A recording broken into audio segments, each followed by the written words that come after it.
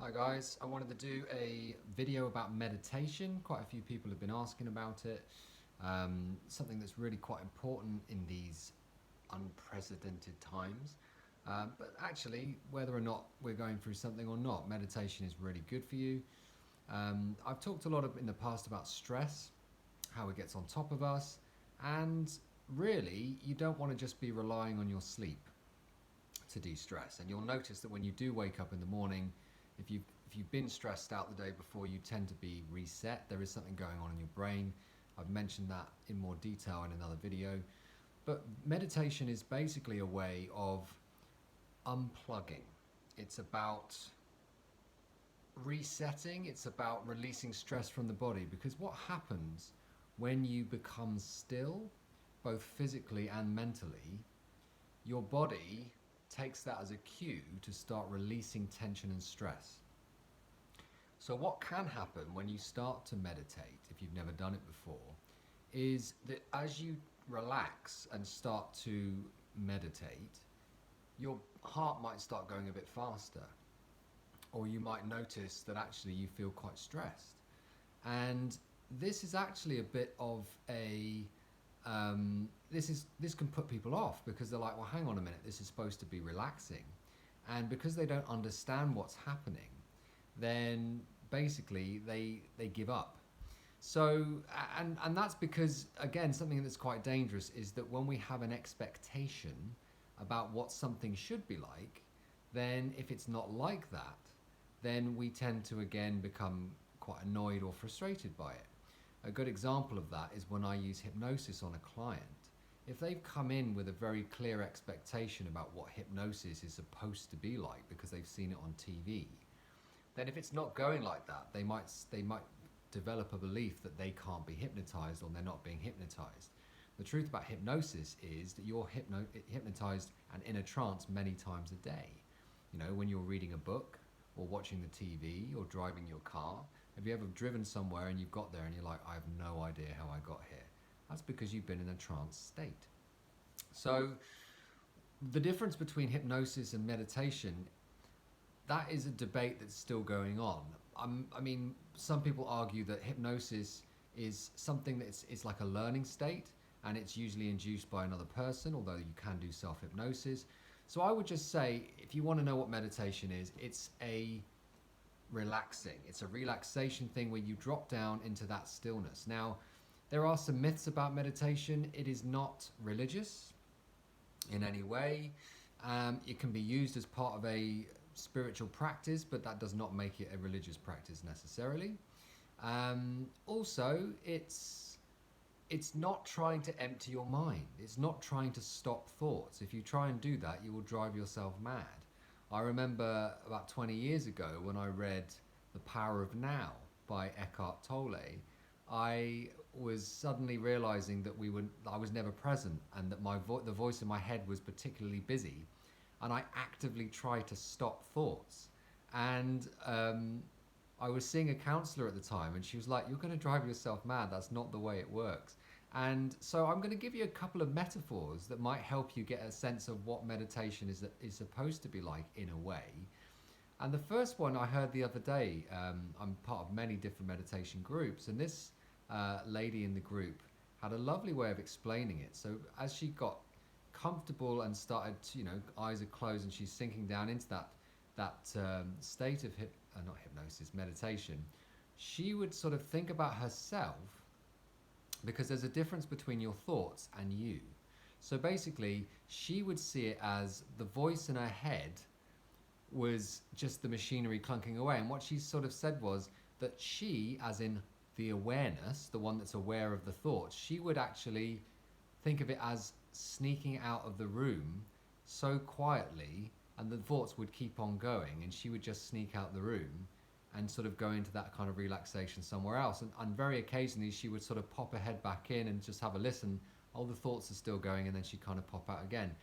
So that's one way of doing it. Another way of thinking about it is your thoughts are a little bit like an abusive guy on the side of the street, in the sense that as you're walking past, he starts to say stuff to you. Now you've got three options. You can either engage with that that voice and get defensive and try and defend yourself and tell it to shut up. But that's the problem. You can either sit there and take it, you can either get into a fight with it, or you can keep walking, right? And if you keep walking, it might come after you and it might kind of keep talking at you for a while. But if you continue on and don't respond or react to it, it will eventually give up. And that's basically the same as when you're trying to meditate. You will not trying, you when you are meditating, you will sink down and the thoughts will come and the thoughts will go. If you do not react to them and you do not get emotional about the fact that, oh, I'm thinking again, if you just get curious and go, oh, yeah, I'm still thinking, and then you bring it back to that central stillness, then it's fine. That's normal. We're not trying to stop thoughts.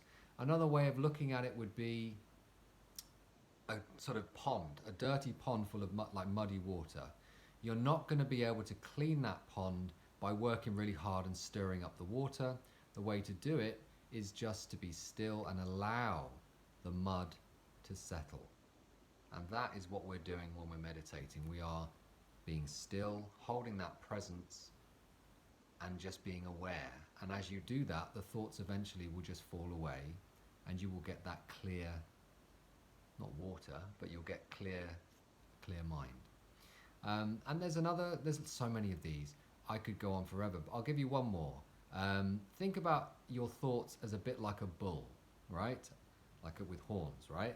A bull, and if you try and control that bull on a short leash, you're going to get dragged all over the place.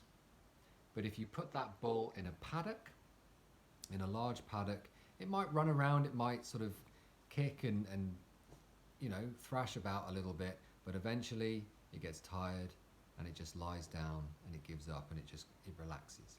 And again, that's the same with your mind. If you're trying to control your thoughts, they're going to pull you all over the place. So the best thing you can do is just relax down into it. Now you might be thinking, well, this is all very well, but how do I actually go about doing that? Another little tip I will give you is to have some structure to your meditation. So don't just sit down and close your eyes and then try and stop thinking. That's not going to help, right? So have some kind of structure to what you're doing. And I'll give you a basic structure that I use. I've kind of added on to this all the time, and you can tailor this to your heart's content. First thing is, how do you sit? There is lots of schools of thought on this as well. Some people in Japan sit on a cushion and kneel, so they're kneeling. I wouldn't recommend that necessarily unless you get the proper meditation cushion. Some people think you should be cross-legged, and you may see some Indian people in the lotus position. That can be quite uncomfortable, especially if you're not used to doing it. So what I do is I sit on a chair. I like to have a rest. I like to rest my back against the chair, and so I sit up straight. I've got that support on my back. I've got my feet flat on the floor. Again, some people argue about the fact that you should have your legs crossed over and your arms together, because that will create a circuit of the energy going around your body. But again, it doesn't matter. Some people say you should have your feet flat on the floor. Up to you. I think whatever's comfortable is going to work for you. So just do what comes natural. Again, keep a straight back. That is something that everyone seems to agree on, and the reason for that is a long conversation about all kinds of things like chakras and things, but we're not going to get into that right now. I want to keep this basic. So sit comfortably, close your eyes, and I would always suggest that you start with 3 deep breaths. So breathe in all the way through your nose, hold it for a few seconds, and then breathe out your mouth. And if it helps, imagine that you're breathing in relaxation and you're breathing out stress and tension. So just do that 3 times or so. The next thing that a lot of people do, especially when they're learning to do this using apps and various other things, is that they do what we would call a body scan. So in other words, they start focusing on from the top of their head all the way down, or from the feet all the way up. Again, really doesn't matter which way you do it, but the point is you're putting your attention at each one of these, like your forehead, the top of your head, your scalp, and you're basically scanning down. You can even imagine just scanning down the body and just relaxing each muscle one at a time until when you get down to the floor. Because what this is doing is you're putting your attention on it. And this is the key with meditation. In fact, this is the key with life. Where your attention goes, energy flows. In other words, if you're putting your attention on thoughts that are making you feel bad, you're feeding it with that energy. And if you take your attention off that and put it on something else, it will change. Basically, what you put your attention on is going to be fed and is going to grow with intensity. So with meditation, if you're someone that has a very active mind, having a process where you're focusing your mind on it, and a lot of it, I would say this is a really good tip, focus on the feeling. Yeah, being aware, the feeling of the sensations in your body or the sounds around you, and where you put your attention on those things, especially with the space around you, then what you're going to do is the body's going to relax. Because this is why we're doing this, right? The idea being that I like to think of it as like you're sinking. What you're trying to do is what you are doing is you're getting your body to go to sleep, but you're still awake. That is essentially what you're doing. So think about it like this. The more relaxed your body gets, when I'm sitting in the chair, I like to think I'm getting really heavy and that I'm sinking slowly down. And when I do that, my body is like, it's literally falling asleep. And the moment that your body has fallen asleep, but your attention and mind is still awake, even though you're very, very relaxed and your eyes are shut, then the thoughts will naturally start to stop. I would say, when you start to meditate and you're really stressed out, especially if you're someone that's plugged in, you've always got some kind of gadgetry or music going and stimulation, just be aware it's going to take some time to practice this. I didn't get good at this for years. I'm not saying that's going to be the same for you. I think if you get a good teacher, because I was trying to do it on my own, if you get a good teacher, you're taught properly, you will really notice a difference quite quickly. But have some structure. So sit properly, straight back, start with the 3 deep breaths, and then body scan. And as you're scanning down, just imagine that you're getting heavier and heavier and more relaxed. And if you do that, very soon your body will fall asleep, but you'll still be awake with your eyes shut. And then it's really about focusing on the breath. So you've still got something to focus on.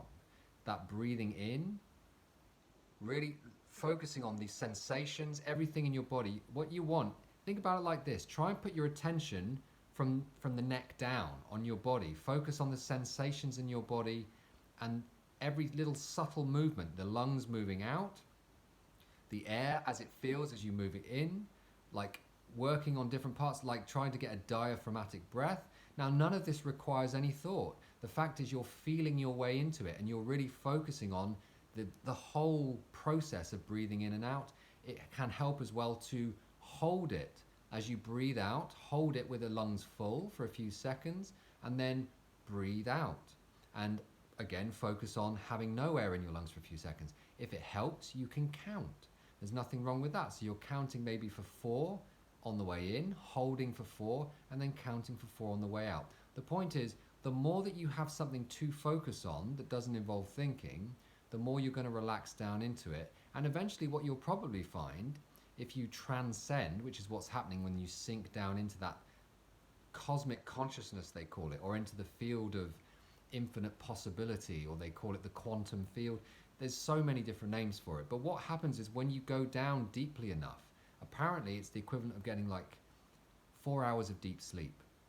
And during that time, your body's releasing all of that tension. It's so good for you. It's so healthy. You're not just relying on your sleep. Some benefits will be that you'll think clearer, you will sleep better, your stress will leave your body, you'll be able to be more creative, like the healthier immune system, everything is improved by doing some kind of meditation. You can use guided meditations, you can use music to soothe you. I would say eventually you want to be doing it without music, but when you're starting, do whatever makes sense to you. And meditate in a group. There is a phenomenon called the meditation effect. Some people call it the Maharishi effect, because transcendental meditation, they've done over, I think it's like 800 or 500 experiments, scientifically proving that when people meditate in large numbers, something happens to the electromagnetic resonance of the planet, and that actually affects people's moods and people's intentions and lowers crime rate and terrorist attacks and all kinds of stuff. It's all been proven beyond a shadow of a doubt now. It's measurable. There's so much scientific evidence out there. So here's a thought. Even if you're not just doing it for you, you're doing it for everybody else. The more people that are meditating, I think they proved that when 7,000 or more people at one time are meditating, it lowers the crime rate and terrorism by like something 78%, which is crazy. But those scientific studies are out there. So since we've got nothing else to do and it is a stressful time, my suggestion to you is learn how to meditate. If you want some extra pointers, get in touch with me, or just look online. There are thousands, probably millions, of guided meditation videos on YouTube. But my advice is long term, just get good at doing this on your own in silence, because in that silence, in that stillness, when you get to a certain level, something happens. There is no way I can put it into words for you, but something quite amazing happens. There is information in that stillness, and there are sensations and feelings and things that I can't even go into right now. I want to keep this simple. All I would say is this is probably the most important thing that you could ever learn in your life, and you will see so many benefits from it. I hope that's been helpful. Like I say, get in touch if you have any more questions, but have a wonderful afternoon, and I'll speak to you again soon.